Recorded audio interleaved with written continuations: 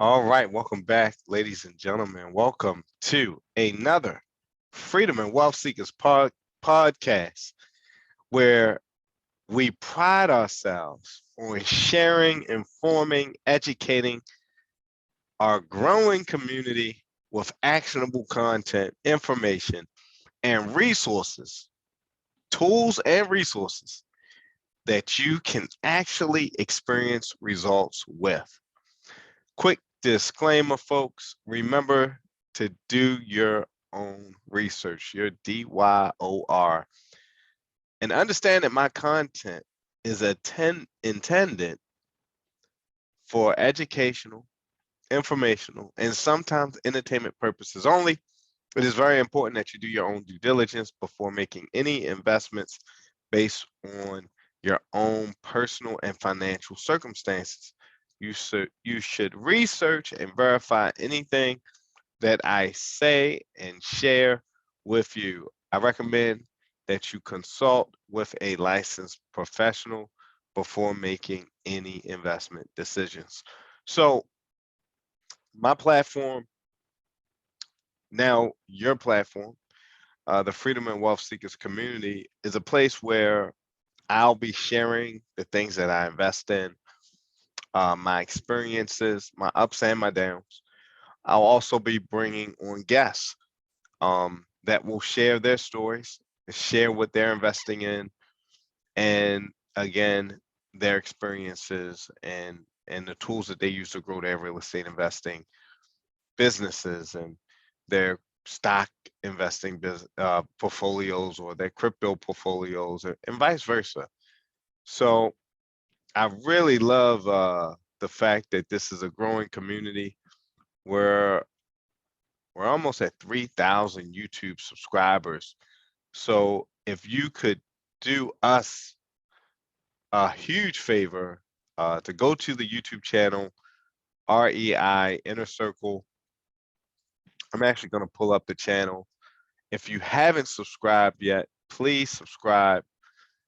Once we hit 3,000, I've made a decision to go live on YouTube.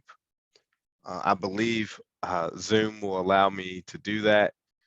We're going to go live on YouTube as soon as we hit 3,000, but the only way we're going to hit 3,000 subscribers is with your help.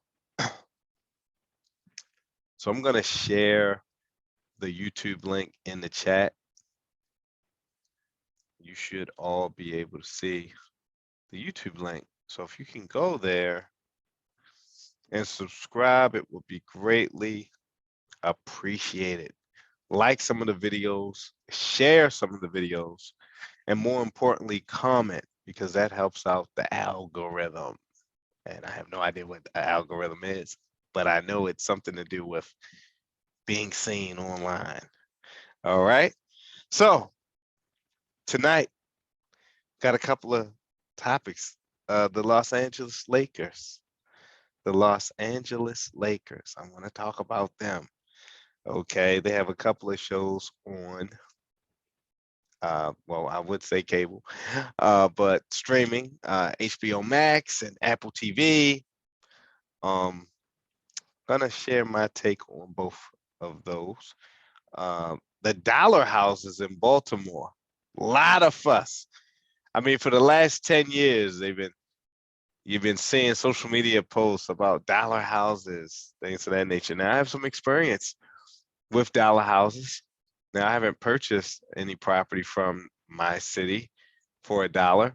I have purchased property for pennies on the dollar, and I've been given property for free from other investors, and I've also purchased property from someone who purchased property in the 1980s for a dollar, and I could talk a little bit about that and my recollection on that experience.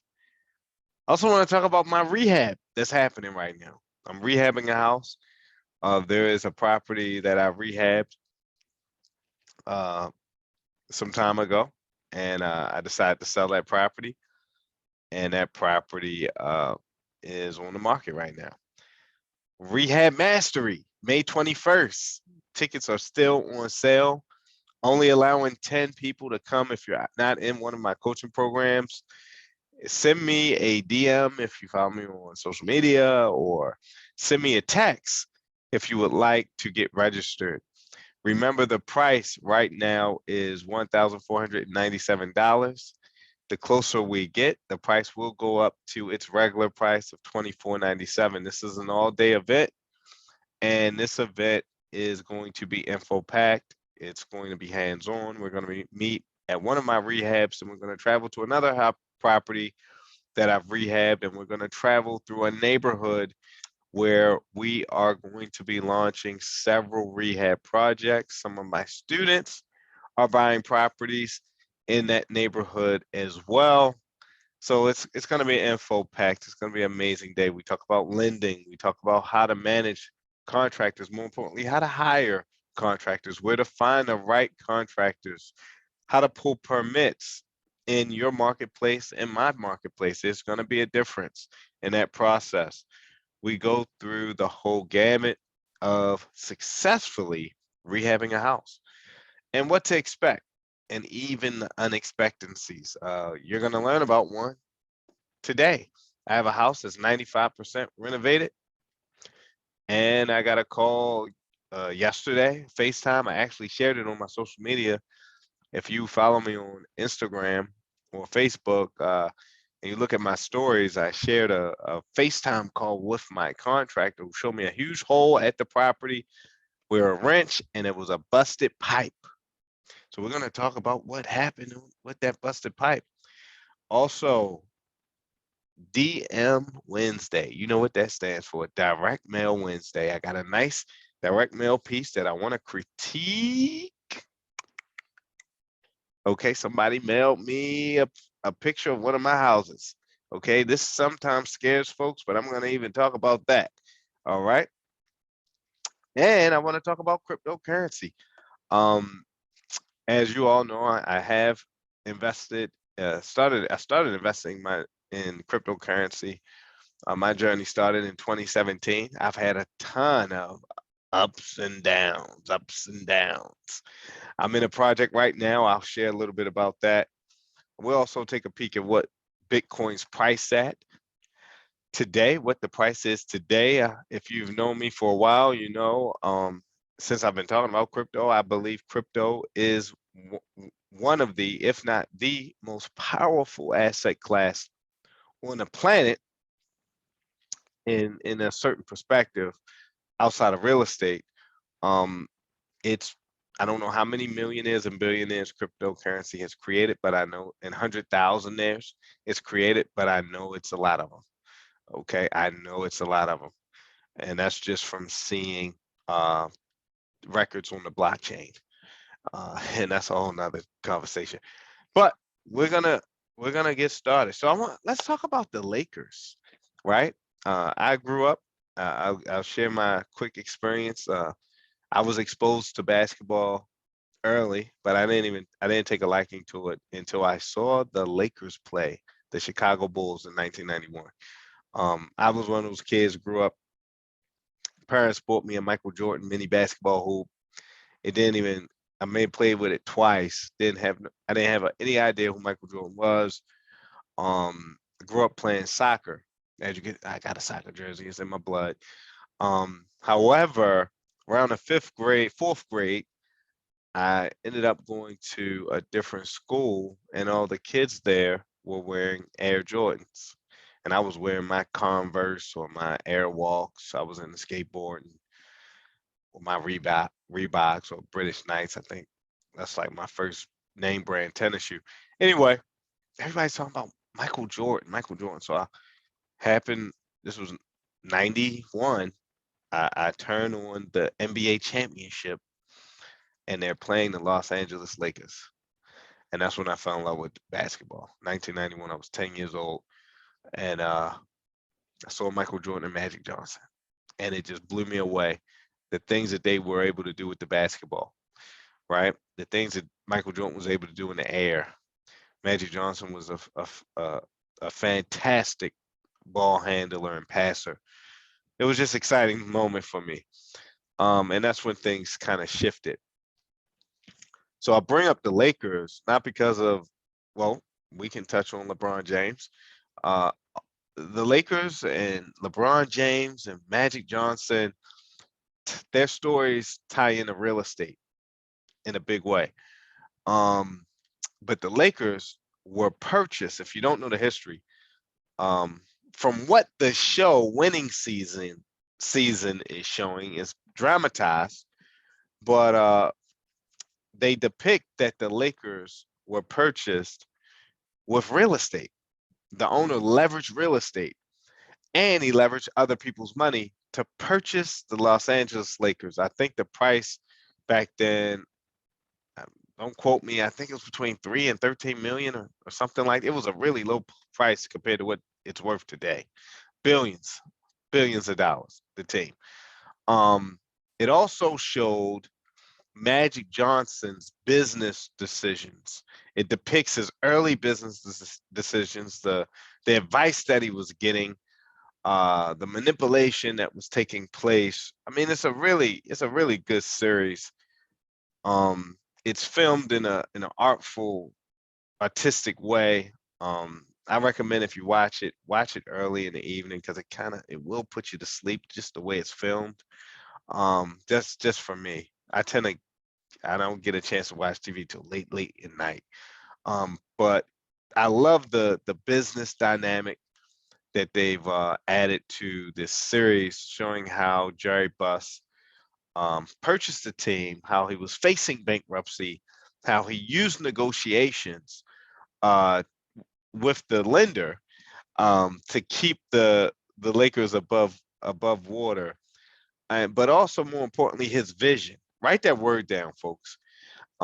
It's a really good series that really shows the importance of having a vision as an owner, as an investor, and even as an employee. Magic Johnson was an employee, but he had a vision to lead this team. And his rookie season, he led them all the way to a world championship. Okay, these are facts.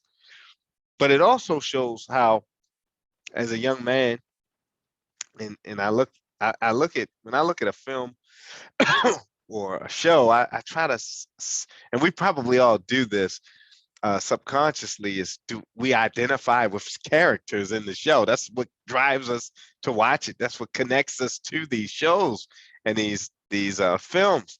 We look for some type of similarities, right? So I used to make a lot of dumb business decisions early on in my career, and we all still make mistakes later in life too. But early on, you're so green.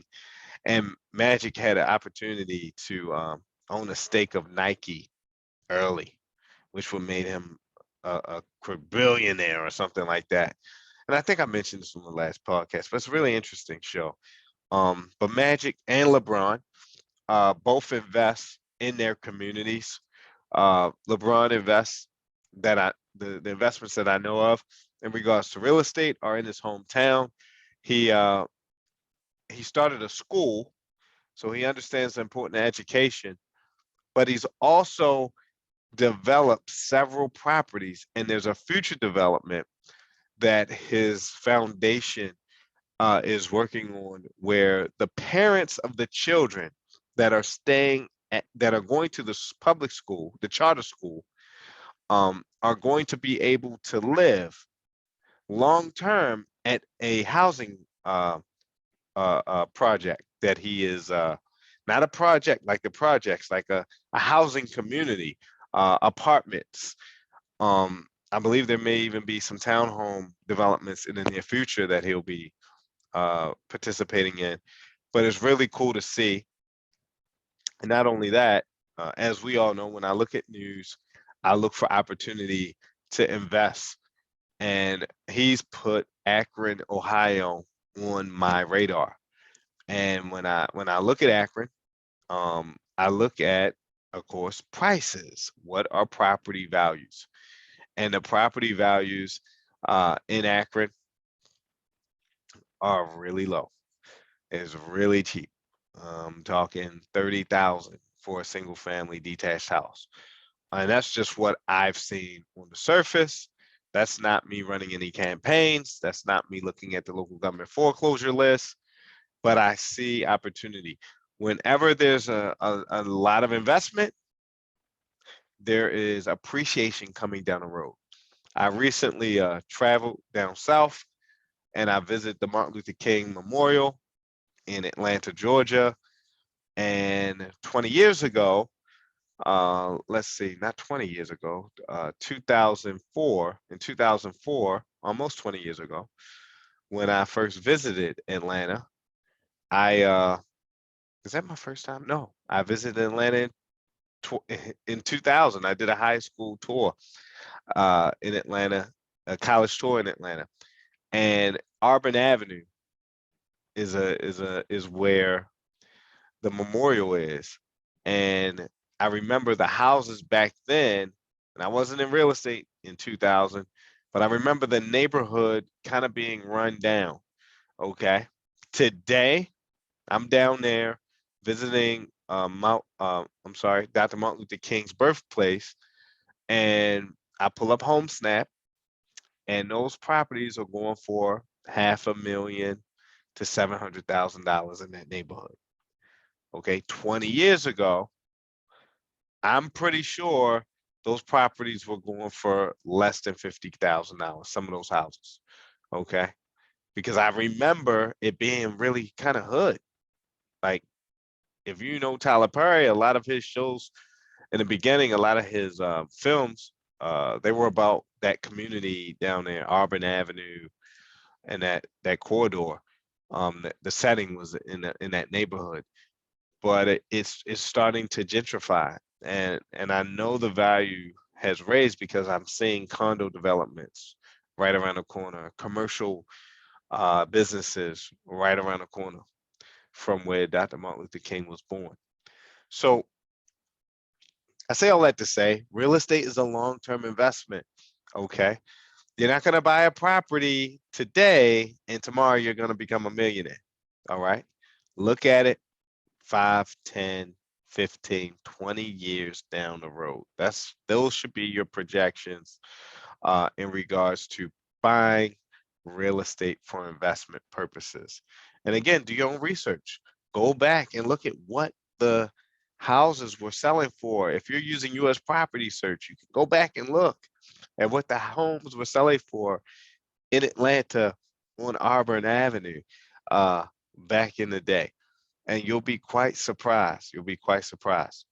So that's the Lakers. Magic Johnson has a show on Apple TV.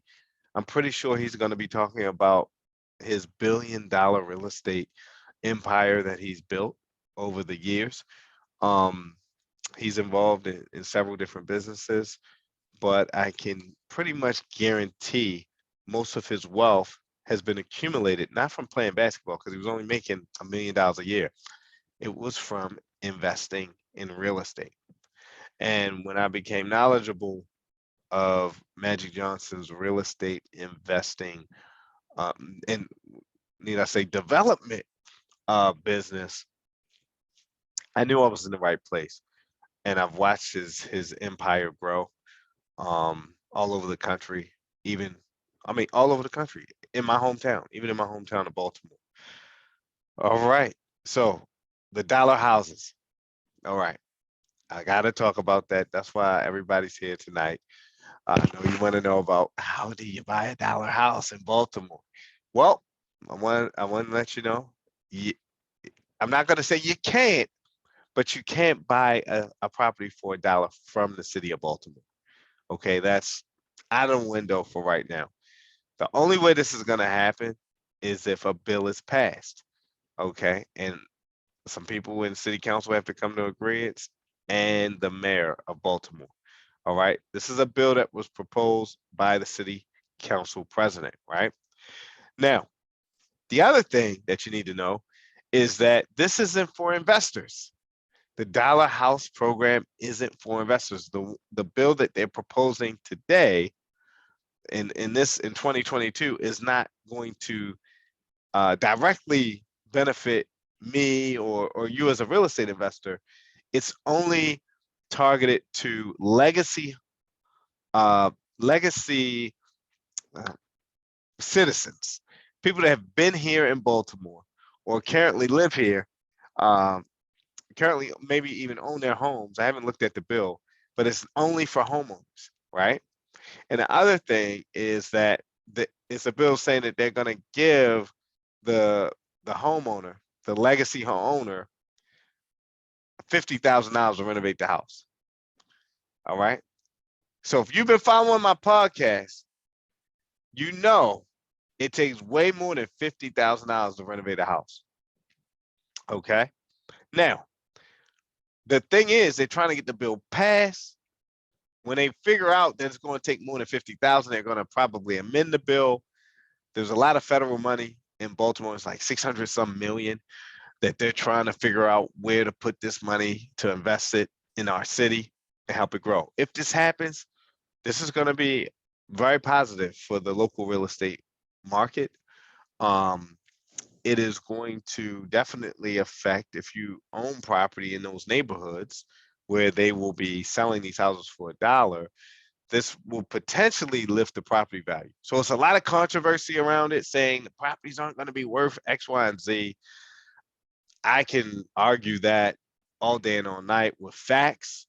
Um, if you have a totally vacant and abandoned neighborhood, and you start renovating houses there, and people start occupying the houses, and what's going to happen is it's going to spur more investment. It's going to bring businesses. It's going to bring people like myself that want to invest. And eventually the property values will rise. So that's been like a big argument. There was a big news story I'll share with you in a second about this bill. And I think it if it happens, it'll be a great thing. My belief, will it happen? It's kind of a toss up. It's a toss up. Maybe, maybe not. I don't have a crystal ball. Would it be great for the city? I absolutely think it would. But do I think it's going to happen? I don't know. It's kind of a toss up. Um, my experience with the Dollar House program, though, my first wholesale deal was in Union Square, and I'll never forget this. I remember the seller. His name was Roger White. He was 86 then, so that he would be well over 100 today. I don't think Roger is still around, but Roger White was 86 when I met him. Had all his faculties. He owned a huge portfolio of properties. In that portfolio, he had 12 properties in Union Square. If you know that story, I won't go too much in depth tonight, but basically, me and Roger struck up some rapport, and he told me how he acquired these properties through a special program Baltimore City was running in the 80s that allowed real people to invest in the city um, for really pennies on the dollar. If I recall, he said he purchased each one of those properties between a dollar and $100. Okay, and these were row homes. Okay, and he also purchased 2 lots and 2 carriage houses. They're like 1 bedroom small houses in the alley street. The properties were on Lemon Street and Mount Street. These were my property, my first wholesale deal. Okay, he purchased these pennies on the dollar, and he also told me the city gave him loans to rehabilitate the properties, and I think the loans were really low interest rates. Okay, really low. And he took me in all 12 of these properties. They were pretty standard. They were nice. I'm pretty sure some of the people that were living in the properties then still live there now. They were long-term tenants. Uh, he only had an issue with like one of his buildings. It was a multi-family at the corner of Lemon and Mount Street um, that wasn't paying the rent. And other than that, he said these properties have been, now mind you, he had to listen, look at this, folks. He sold me those properties for $500,000. Okay. He purchased the properties in the 80s. So he met me in 2004, right? Remember, look at what I just said earlier. Real estate is a 20-year play. He purchased the properties in the 80s. He met me in 2004. That's about 20 some years. Okay. He held on to them, renting them out. So he made a ton of money over those 20 years, residually, passively. And then the properties appreciated. And this guy lived way outside of Baltimore in Westminster, Maryland, on a farm. Okay. I forgot how many acres he lived on.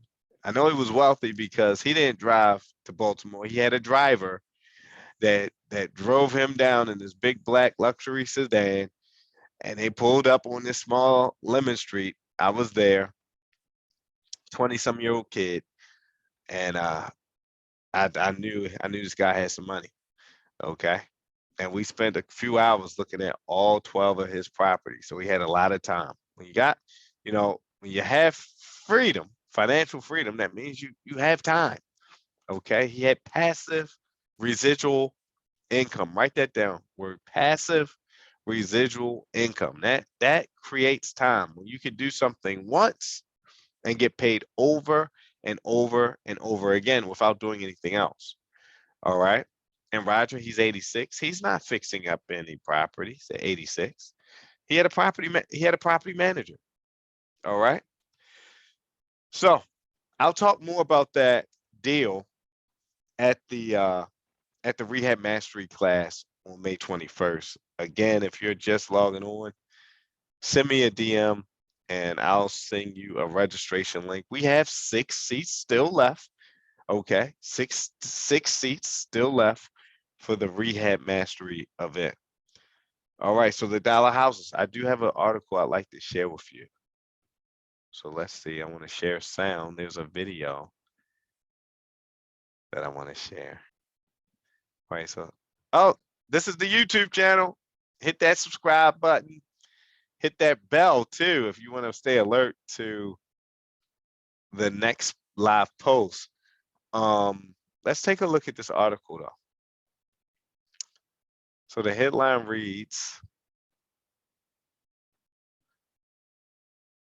at heated meeting, mortgage provider offers vision for Baltimore's dollar houses, which critics call nonsense. Okay, let's hear this. Families a home of their own and save some blighted buildings has now been stalled. Council President Nick Mosby says this right here could be a lifeline for the city and its people. But with it comes controversy.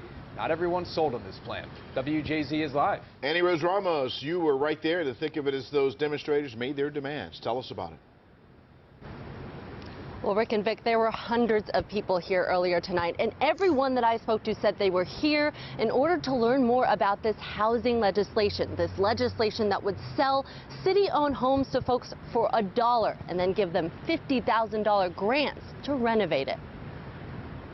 Mayor Scott, come on! Banging on Mayor Brandon Scott's door, calling on him to come out and support a bill bringing back the Dollar House program. Brandon Scott, we need your support. Crowds chanting as Tuesday night's city council meeting was discussing the bill. One key witness was from the nonprofit NACA, the Neighborhood Assistance Corporation of America. Why you're doing the bidding for the real estate community. Their CEO accusing the mayor and Councilwoman Odette Ramos of working for real estate developers. Sir, you cannot accuse me of that. I have been working in this field for 30 years. Mr. Marks. I am the one. Mr. Marks. Oh, Councilwoman. I just did. Mr. Marks. We will keep. You're not from here, sir. You're not from here. You don't even know. This bill follows the death of 3 Baltimore firefighters killed while battling a vacant home fire earlier this year. Championed by Council President Nick Mosby, who held a press conference with NACA before the city council meeting. In the same areas that we are renting, we could own homes. This bill would sell city-owned homes for $1 and use American Rescue Act money to give $50,000 for renovations, with NACA promising to give low-interest mortgages. But some say this plan doesn't make sense. These are primarily shells. If you put, let's say, $150,000, $200,000 into renovating one of these things, it might only be worth, I don't know, $80,000, $100,000. So you would be underwater. In a statement from Mayor Scott's spokesperson, he says, quote, this legislation appears more harmful than helpful. Baltimore residents need real transformational change, not more pie in the sky. But back at Baltimore's City Council meeting, hundreds of hopeful homeowners like Monique Floyd says she dreams of having her own home. It would be love. You know, I would have something that I can call my own. Rick and Vic, City Council has voted on this bill before, about a month ago, and that ended in a 7-7 tie. They revisited it again today, but they didn't vote on it, nor did they schedule a vote. One council member tells me they will likely have another hearing to discuss this further somewhere down the road. Reporting live, I'm Manny Rose Ramos for WJZ. All right. So I hope, was everybody able to hear that? Could you put a yes in the chat if you could hear that? So this is a story that we need to follow. I recommend members of the Freedom and Wealth Seeker community to do your research.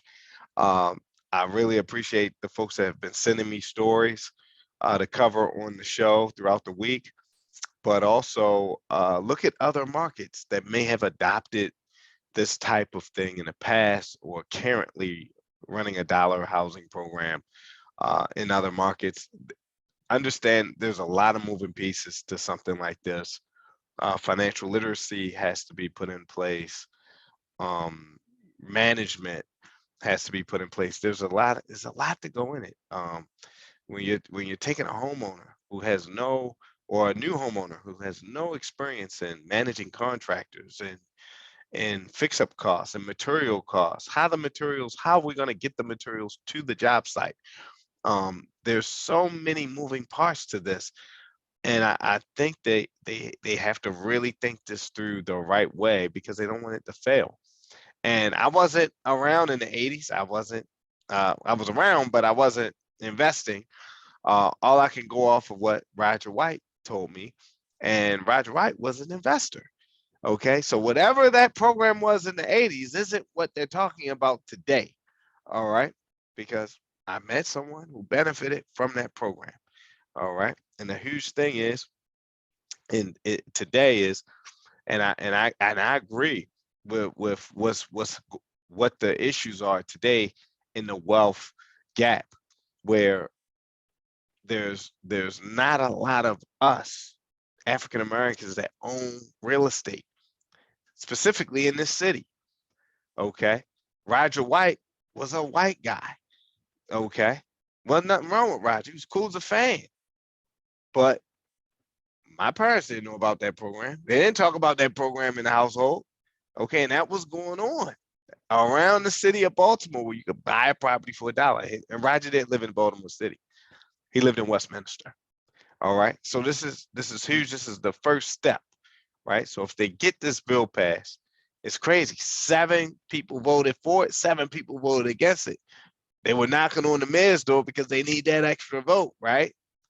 But this could really be a game changer, but they have to have the right infrastructure to pull it off, because now they're talking about homeowners. See, we investors, we know what to do if we get a house for $1. We know where to go. We know how to fix it up. Most of us do, right? But if it passes, if the first bill passes, then I'm pretty sure there's going to be a second bill that comes down the pike where it allows investors to purchase property for $1. Will that happen? Nobody knows. I don't have a crystal ball, but it's something to keep your eyes on. And if that does happen, you want to be prepared for it. How do you get prepared for it? You educate yourself. You come to the Rehab Mastery on May 21st. You learn all the ins and outs to rehabbing a house in Baltimore City. Okay. But more importantly, you don't have to wait to buy a house for $1, because like I've always said, we use other people's money to purchase these properties that we buy and renovate. All right. And some of you may have some capital where if you come across a property you can purchase pennies on $1, purchase it. And then learn how to get the right types of loans. One of the questions I got this week was, Marcel, if I get a loan on a property, will it affect my credit? I say, well, no, because you're going to be getting a commercial loan on your property with your LLC and not your personal name. Okay. So it doesn't affect your credit, but you got to learn the steps to a rehab and you got to attend that event. I'm going to hold another class Saturday. Last Saturday, we were talking about exterior renovations. I'm going to dive a little deeper into that and also get into some interior renovations. There may be a class tomorrow night as well because rehabbing is extensive, folks. I can't just cover this topic in one day. That's why we're leading up to May 21st. And again, there are 6 tickets left. So cryptocurrency, let's see here. Let's share my screen again. Let's take a look at what the price of Bitcoin is.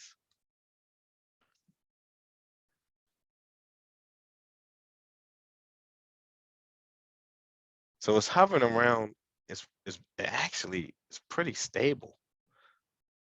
Since we last talked about this, I think it was around the same price, around 39, 40,000.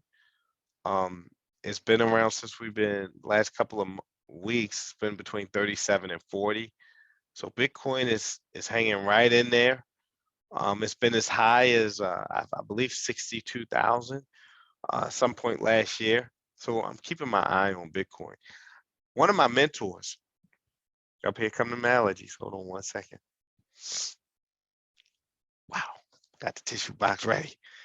One of my mentors introduced a platform to me earlier this month, and I got involved, and I am earning passive residual income from this crypto platform that he shared with me. Basically, it is mind-boggling. I'm earning 3 to 3.6% a day. All right. So for the amount of money that I invested, I'm earning between $30 and $50 a day consistently since the 14th of April. If you're interested, and the crazy thing is, I could start with as less as $9. Okay, $9. So $9 was gonna put me in a poorhouse. I said, hey, if this will start earning me some outside income that I can do something one time and get paid over and over and over again. I took a look at it and I invested in it. The thing is with crypto, if you look at any of the gurus, my mentor, he's one of the big gurus. They always tell you invest what you're willing to lose, what you wouldn't lose sleep over. Okay, because crypto is one of the most volatile assets that you could ever invest in. So I'm enjoying it right now. Who knows? My strategy, whenever you invest in anything, you want to have a plan. With this cryptocurrency project that I'm involved in, my plan is to, once I earn what I invested, I'm going to pull my initial investment out and just play with the house money at that point. But it's intriguing. I'm excited about it. If you're interested, send me a text. I'll send you a video to watch. And if you want to get involved, I'll send you the resources that I used to get started. And I'll connect you to one of my mentors. And we can see where it goes from there. But folks, the next thing I got to talk about is this postcard I received. And they took a picture of my house. Okay. This is one of my investment properties that I own in Baltimore. And they didn't drive up on the property, right? They take a picture. Actually, I used to do this before Google Maps came about. I used to drive properties, take pictures, and add the pictures with Microsoft Word in the letters, and I would send out. And I used to get these nasty calls like, "You took a picture of my house?" I was like, "Yeah, this is just a marketing strategy." And then a lot of the big direct mail houses, they started connecting when Google Maps came about, Street View. They started connecting to Google Maps and adding pictures. So I'm pretty sure that's what this is. I don't think this gentleman, Keith Maylard, went out and drove this property and took a picture. But this is the postcard. So this is really good. There's some things that, Keith, I would add But this is a really good mail piece, and I'll tell you why. It gets straight to the point. It's a picture of my property, right? The other thing, it has a headline: "We buy fast, all cash." Okay. Now, what I would do, Keith, and this is the only postcard I received for Keith. So I hope Keith isn't one of those guys that sends out one campaign, and if it doesn't work, he doesn't send out anymore, right? But Keith, I hope you're still around, man, because this is a nice postcard. And the only thing I would change from the front of this is "We buy houses fast, all cash." I would add that in. I would make the font smaller, and I would add that in. All right. Call, text. I like that. You give me two options to reach out. I can text him or I can call him. All right. Now, when I turn the card around, okay, he has some basic copy. He says, "We buy houses in most areas in any condition and fast." Okay, well, Keith, when you say fast, how fast is fast? Is it 7 days, 14 days? Okay, everybody uses the word fast. Okay, we promise to give you a fair offer for your home without the lowball tactics investors typically use. Ooh, without the lowball tactics investors typically use. So this is an argument that I want to bring up. When you say lowball tactics investors typically use, what separates you from an investor? So we have to be careful in the words we use in our advertising, because you're not a real estate agent, you're an investor. So it's almost like you're telling your prospect, that you got to understand, like, they think all investors are going to lowball them. So you may want to change those words on your mail piece. And I'm pretty sure this works, because let me tell you something, folks. A motivated seller is a motivated seller. I'm not saying this postcard doesn't work, but there are some sellers that will look at this and then they would categorize you as a lowball investor, even though you sent them the postcard. So you want to change that, right? Okay, I'm not going to go into the copy tonight for time purposes, but there's another way you can word that, and it will be very effective. Don't underestimate the value of working with honest, experienced people. Okay. Quick closings, sell as is, no commissions, no hassles. Okay. There's a lot of things good about this postcard, and there's a lot of things that can improve. Now, the property that he sent this postcard for has a boatload of equity in it. Okay, this is one of those properties, when you go into US property search, you hit a high equity, it's one of those. The thing is, I only received one of these from Keith. So this tells me that this postcard must not be working, because I only received one from this gentleman. Okay, so it must not be working. However, would I use it? I would use this part of it, and I would add "We buy houses," but I would change the copy here. In another place, call Keith Maylard. I wouldn't just say call Keith Maylard. I would say get an offer today. Get an offer today. Okay, creating some type of sense of urgency. I would also maybe add some scarcity in my postcard. Get an offer today within 24 hours. Okay, so there's little things that you can do to get people to pick up the phone and call you. But you gotta spend some money on your direct mail, especially when you're sending postcards. You gotta hit the mailbox at least 4 to 7 times depending on the marketplace, sometimes 14 times before you get a response. So keep that in mind, folks. I'm going to be talking a lot more about direct mail. It's one of the biggest secrets most real estate investors have abandoned to get properties pennies on the dollar. Folks, May 21st, mark your calendars.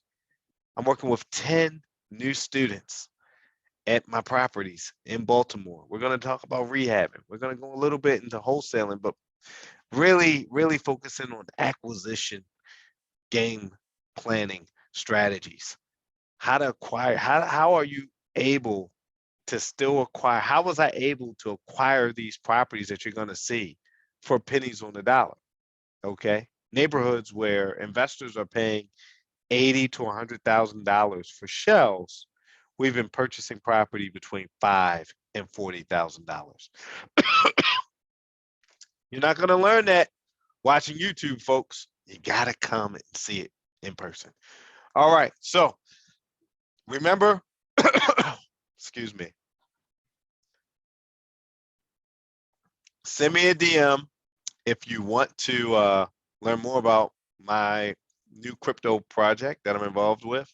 Also, if you want a link to register for the May 21st event. Folks, this has been grand. I look forward to seeing you all at the closing table. Hopefully I can beat this allergy attack. And I look forward to seeing you at the closing table. Take care. Bye-bye.